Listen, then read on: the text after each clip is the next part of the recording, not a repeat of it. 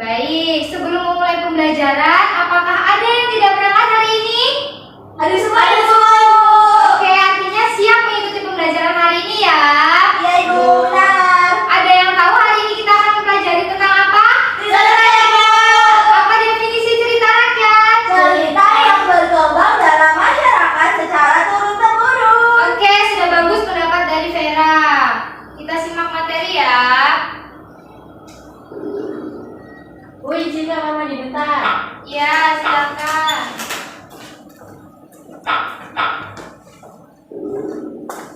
Jadi, cerita rakyat adalah sastra lisan yang dikenal sejak lama dan sudah menjadi tradisi dalam masyarakat secara turun-temurun. Benar ya, pendapat dari Vera. Kemudian ada yang tahu ciri-ciri cerita rakyat? Coba dibaca yang sudah tertera dalam slide. Siapa yang mau membaca? Tidak lagi, Bu, lagi. Oke, Vera tolong dibaca. Nah, jadi ciri cerita rakyat yaitu yang pertama. Cerita rakyat itu adalah cerita yang dituturkan secara lisan. Kemudian yang kedua, cerita disampaikan secara turun-temurun. Terus yang ketiga, tidak diketahui siapa pembuatnya. Kemudian mengandung nilai-nilai luhur dan kemasyarakatan. Kemudian yang kelima, yaitu memiliki sifat yang tradisional dan juga memiliki banyak versi dan variasi serta bentuknya yang klise dalam struktur atau cara pengungkapannya. Nah, betul. Jadi ciri-ciri cerita rakyat bisa dibaca ya, bahwa cerita rakyat itu dituturkan secara lisan, kemudian disampaikannya secara turun-temurun, kemudian bersifat anonim atau tidak diketahui siapa pembuatnya. Kemudian dalam sebuah cerita rakyat itu tentu saja mengandung nilai-nilai luhur yang ingin disampaikan kepada pembaca. Kemudian bersifat tradisional karena itu terjadi pada zaman dulu banget seperti itu ya. Ya. Kemudian mempunyai banyak versi dan variasinya dan bentuknya klise atau struktur pengungkapannya itu klise. Oke,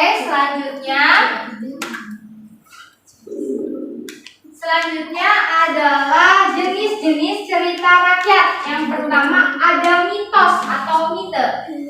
Mitos atau mite ini merupakan cerita rakyat yang berbentuk prosa yang dianggap benar-benar terjadi pada penyair. Kemudian jenis yang kedua ada legenda.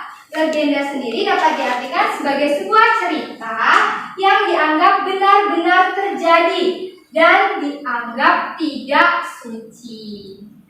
Kemudian yang ketiga, dongeng. Dongeng merupakan cerita rakyat yang berbentuk prosa yang dianggap benar-benar terjadi oleh para penyeritanya.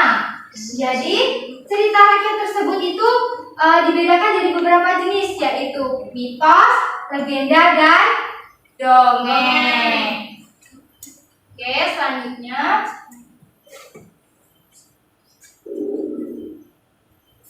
nah, di sini ada gambar apa anak-anak? Maling kundang. Ada yang tahu bagaimana cerita maling kundang? Tahu. Kita bahas ya selanjutnya ya. Oke, jadi kita bahas ya mengenai cerita maling kundang. Nah, Ibu di sini mempunyai dua cerita. Yang pertama ada maling kundang, yang kedua ada cerita buaya perompak. Jadi di sini kalian harus membentuk kelompok terlebih dahulu. Satu kelompoknya itu berisi dua anggota secara berpasang-pasangan ya. Siap, Ibu. Jadi Silvira dengan Rizka dan Vera dengan Rohmi. Nah, Ibu akan membagikan dua cerita rakyat ini. Salah satunya yaitu maling kundang.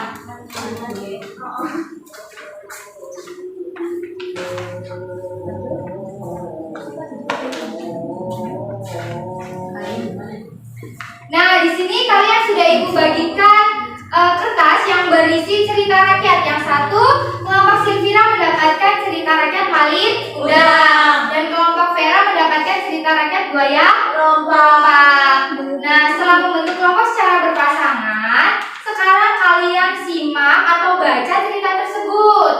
Kemudian kalian bikin ringkasan dari cerita rakyat tersebut. Ibu kasih waktu 5 menit dari sekarang ya anak-anak. Silakan dikerjakan ya. Baik anak-anak, waktunya sudah habis ya. Apakah sudah selesai? Sudah Ibu. Oke, jadi sudah siap ya untuk membacakan ringkasan dari masing-masing kelompok. Untuk kelompok pertama, siapa yang akan menjadi pembicara pertama? Itu kelompoknya. Kelompok pertama itu Silvira dengan Rizka. Siapa yang ingin menjadi pembicara pertama? Oke, Silvira, coba bacakan ringkasan dari cerita rakyat yang telah kamu baca itu, Silvira. Duduk Bu. Ya. Jadi di sini Rizka sebagai pendengar ya. Dahulu kala di pedalaman Sumatera Barat hidup seorang janda dengan anak tunggalnya yang bernama Malin Kundang. Beliau hanya hidup berdua dan sehari-harinya bekerja sebagai nelayan. Setelah Malin beranjak dewasa, ia memutuskan merantau ke kota untuk merubah nasibnya. Dengan berat hati, ibunya pun mengizinkannya. Setelah bertahun-tahun merantau, akhirnya Malin pulang ke kampung halaman bersama istrinya. Malin telah menjadi orang sukses, bahkan ia membawa banyak uang untuk dibagikan ke penduduk kampung. Kesuksesannya tersebut membuatnya lalai dan tak mau mengakui ibunya, sehingga ibunya bersedia untuk Malin menjadi batu. Bagaimana pendengar Rizka? Apa yang ingin ditanggapi dari hasil simakan ringkasan dari Silvira? Baik, untuk penjelasan Silvira sudah bagus, namun Rizka ingin mengulas kembali. Ya, jadi Alkisah pada suatu zaman dahulu kala hiduplah seorang janda dan anaknya di daerah Sumatera Barat. Mereka hanya hidup berdua dan setiap hari mereka berjualan ikan dari hasil pekerjaannya yang menjadi nelayan. Namun setelah Malin itu dewasa, ia ingin mengubah nasibnya dengan cara hidup di kota. Bertahun-tahun ternyata Malin itu sudah menjadi orang kaya dan ia pulang ke kampung halamannya bersama istrinya.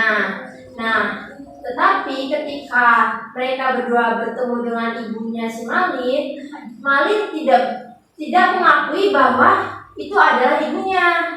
Jadi ia menentang bahwa itu bukan ibunya. Akhirnya karena ibunya merasa sakit hati, beliau mengutuk Malin dan Malin menjadi seekor batu. Sebuah batu.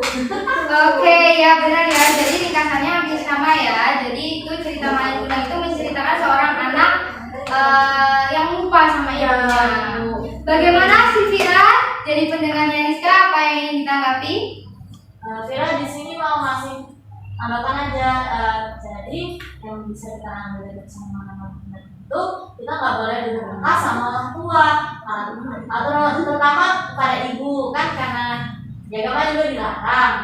Terus kalau misalnya kan ibu yang kita bu, jadi nggak boleh. Ya. Iya benar. Jadi dari cerita rakyat yang kalian baca itu, pesan moralnya kita sebagai anak sampai sukses, sampai selamanya pokoknya tidak boleh yang namanya durhaka terhadap orang tua, terutama kepada ibu kita gitu ya. Tidak boleh melupakan jasa-jasa ibu kita juga meskipun kita sudah sukses. Bagus ya ringkasannya, dan kemampuan menyimaknya juga sudah bagus sehingga bisa menambahkan ataupun menanggapi.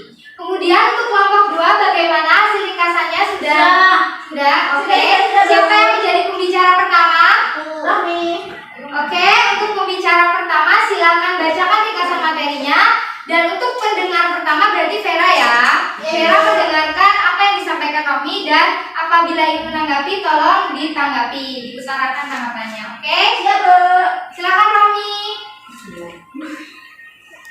Diceritakan pada zaman dahulu di sungai Pulang Bau bersemayam seekor buaya raksasa yang pernah menjadi penyebab hilangnya orang-orang yang bekerja di sungai Pulang Bawah. Penduduk setempat pun selalu memberikan nasihat bagi mereka yang ingin menyeberang untuk berhati-hati. Pasalnya, kejadian buruk kerap menimpa orang. Suatu hari, seorang gadis cantik yang bilang secara mendadak. Dia bilang secara tiba-tiba di sungai Pulang Bawang. Dan itu bernama Aminah. Seluruh penduduk desa mendarat di sekitar sungai dan pelosok desa untuk menemukan gadis ini, namun tidak pernah menemukan kasih.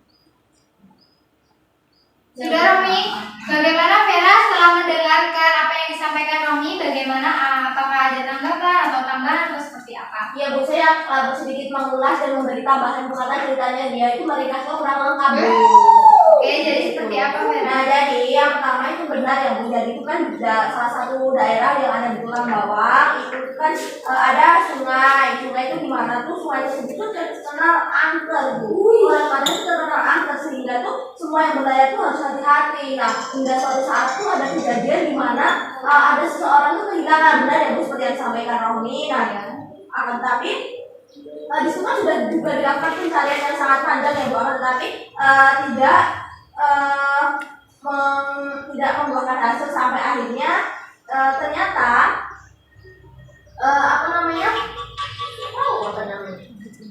ternyata Amina itu Amina itu tuh berada pada satu tempat sebenarnya, pada satu tempat di mana akhirnya ia itu terbangun. Jadi itu sebenarnya tuh dia tidak tenggelam, dia itu berada di sebuah seperti gua seperti itu ya Bu ya. Nah lalu ternyata buaya itu tuh seperti buaya buaya seperti buaya jadi-jadian yang dimana itu hanya untuk menakuti orang-orang yang berlayar Bu. Jadi itu hanya buaya pura-pura yang mengambil harta para saudagar yang berlayar di sungai tersebut. Oke, bagaimana Rohmi tanggapan atas yang disampaikan oleh Vera? Jadi berdasarkan ulasannya tadi dari Vera ya. Vera dapat diambil kesimpulan atau pesan moral yaitu kita tidak boleh merampas hak orang lain Bu.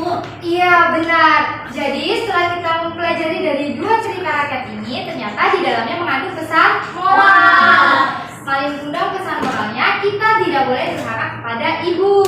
Kemudian buaya perompak tadi itu mengandung pesan moral bahwa kita sebagai manusia tidak boleh merampas hak orang lain. Paham ya anak-anak?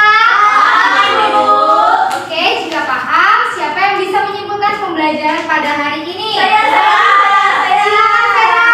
Nah, jadi hari ini kita telah belajar cerita rakyat. Dan tadi kita juga sudah tahu apa sih itu cerita rakyat dan juga ciri-cirinya, dan juga kita semua bisa bersama-sama nih menyimak dan menelaah lebih lanjut terkait dengan cerita rakyat sehingga kita dapat mengetahui dan bisa merangkum apa sih isinya dan bisa mengambil amanah sehingga bisa diterapkan dalam kehidupan sehari-hari. Iya, benar. Beri tepuk tangan buat Vera. Jadi pada hari ini kita telah mempelajari tentang cerita rakyat. Bagaimana pengertiannya, kemudian ciri-cirinya yang tadi sudah disebutkan di dalam PPT, kemudian juga jenis-jenisnya, salah satunya legenda, dan tadi Ibu sudah beri salah satu legenda yaitu maling kundang dan juga buaya perompak. Nah dari kedua legenda tersebut itu memiliki pesan moral masing-masing yang harus kita terapkan dalam kehidupan sehari-hari. Baik anak-anak, sebelum menutup pembelajaran kita pada hari ini, sebaiknya kita berdoa terlebih dahulu. Kepada ketua kelas silakan dipimpin berdoa. Duduk siap. Siap. Berdoa mulai.